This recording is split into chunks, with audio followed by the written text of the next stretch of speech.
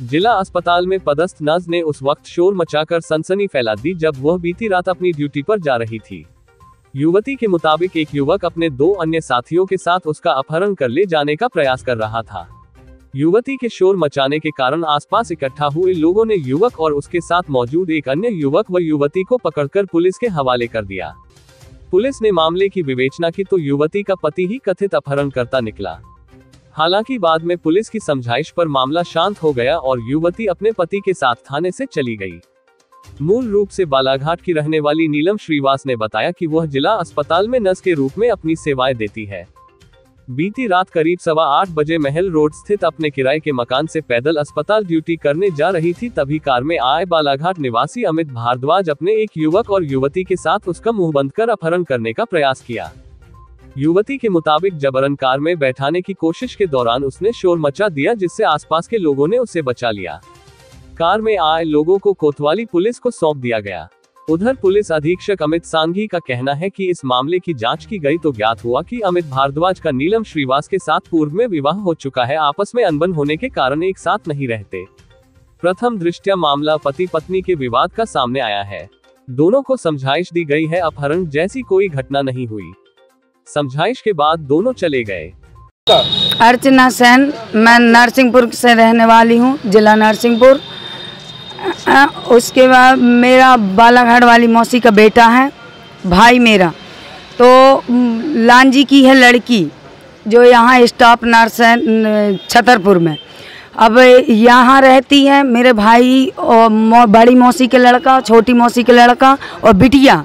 तीनों लोग बागेश्वर 1 जनवरी को गए थे। वहाँ से छतरपुर लौट के आए। इसने देख ली, चाय पी रहे थे, क्या कर रहे थे वो वहाँ पर अस्पताल के सामने। इसने देख ली तो इसने झूठी रिपोर्ट लगा दी थाने में, और मतलब शादी आदि तो इनने कैंसिल कर दी जीजा के कहने में। लगन पत्र भी आ गया था, सब कुछ आ गया था। उसके बाद में 5 दिन रह गए थे शादी के, कैंसिल कर दी। हाँ, अब वो कह रही है कि अब अपहरण करे हैं, तो अपहरण पहले करता, अब थोड़ी ना करेगा। जब रूम में रहती थी, मकान मालिक से आप पूछ सकते हैं जाके कि मेरा भाई 1 महीना उसके साथ में रहता था। जो दोनों अकेले रहते थे तब अपहरण नहीं हुआ। आप बताइए, 1 साल तक, 1-1.5 साल तक इनका रोज रहना आना जाना चलता रहा। शादी होनी थी लड़की की, क्या है? 1 फरवरी की शादी थी पिछले साल, तो 25 जनवरी को या नहीं 27 जनवरी को लगन पत्र आई थी इनकी। अभी भी लगन पत्र शायद रखा है, मैं बता सकती हूँ आपको। अभी लड़की की शादी कहीं और होनी थी क्या? लड़की की शादी हमें नहीं पता होनी कि नहीं, लेकिन उसने ये बोली है कि मैं तो अपनी शादी कर लूँगी, लेकिन तेरे को मैं जेल पहुँचा के रहूँगी।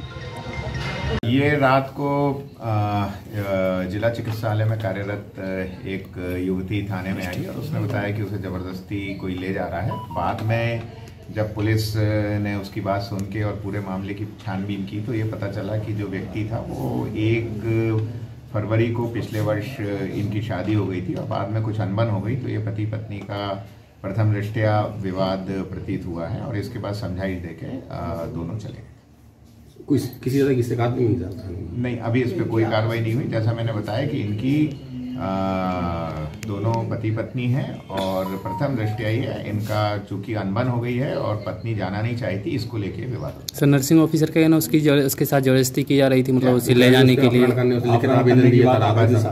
पति यदि है तो पति के जैसा मैंने बताया शादी हो चुकी है, अनबन हो गई थी और उसके बाद वो जाना नहीं चाह रही थी। इस बात को लेके उसने शिकायत की थी और बाद में समझाइश के बाद ये दोनों चले गए।